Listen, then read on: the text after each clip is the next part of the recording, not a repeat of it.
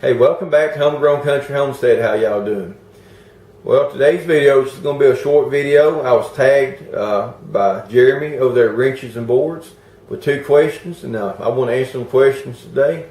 I've been outside working in my garden and enjoying this good weather we've been having. But before we get started on these 2 questions here, I recommend y'all go and check out Jeremy over there, his channel, and subscribe to him. Give him a like on his videos. Just a real great guy. He'll show you how to use hand tools, carpentry tools. He'll show you building projects. He may be working on his vehicle. So he just does a wide array of things. And on Fridays he puts out a motivational video that's real good, very inspiring. So y'all check his channel out. I know he'd appreciate it, and I would too. So the first question let's get to is what is something you were taught growing up that has helped you be a better person that you use to influence others? Well, I guess the biggest thing I can think of is respect. I was taught always to respect people. Taught, if you give respect, you'll get respect back. And that's something, I've kind of molded my life around that, Another thing is being a good worker, a hard worker, being somebody can depend on. I believe that, you get out of whatever you put into something. I always looked at things I've done before and took pride in it, and try to teach my children the same way. Tell them whatever you do it, with all your heart, and don't do it half-heartedly. It could be something simple, sweeping the floor. You can sweep the floor, and if you don't do it right, you're not going to have a good outcome. So I believe people can see that in you, tell about you, what kind of person you are, just about your actions and how you treat other people. And I think that's important to be able to say that I've done the best I can do, and usually you'll have a good outcome when you try real hard. So I learned that from my dad. He always when he was working on something, he'd take his time and do the best he could do, and usually had a good outcome when he got finished there. I always looked at him and admired that about my dad, as far as taking his time, doing something. It didn't matter if he hadn't ever done it before. He'd figure it out most time and do a real good job on it. So that kind of sums that first question up there. Second question, what is the coolest item or items you have found yard selling at auctions or flea markets, or all the above?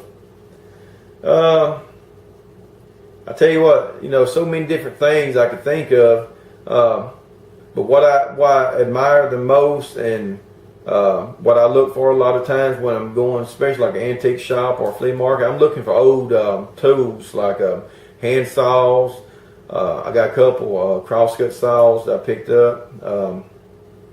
Any kind of old tools that they used 100, 150, 200 years ago, that interests me, because a lot of times it has a story behind it. You always wonder, who used them tools, and how what kind of life they lived, and so I always find an interest in old hand tools. I also like old files. I look for old files. Not that I'm going to use them anymore. I like taking old files and using them, trying to make knives out of them. I'm not no expert knife maker by no means, but I do enjoy piddling around with them sometimes.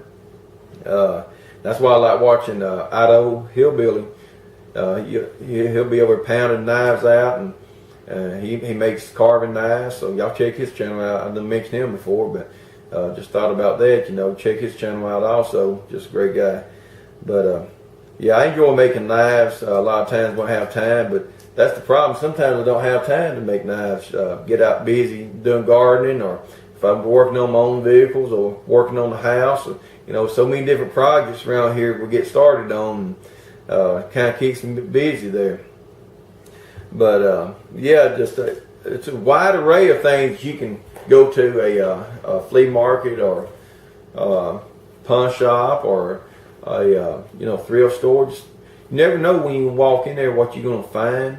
So when I go to them, me and my wife I know we went to about 7, 8 of them probably one year on vacation, antique shops. I didn't really have one thing in mind when I went into them.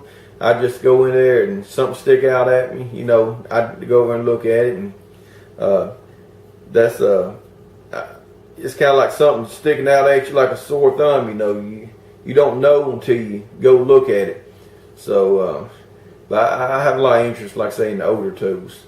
But I just want to wrap this video up today.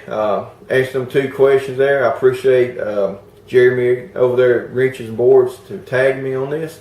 And yeah, like I say, y'all go check his channel out, and I believe y'all did enjoy it. I really don't have nobody to tag on this, but anybody watching this video, y'all more than welcome to make a video on it. Or if you have any comments, leave your comments down in the comment section. And like I say, I'll leave the description of the questions right here in my description there. And as always, from my family to yours, y'all have a blessed day. See y'all later. Bye-bye.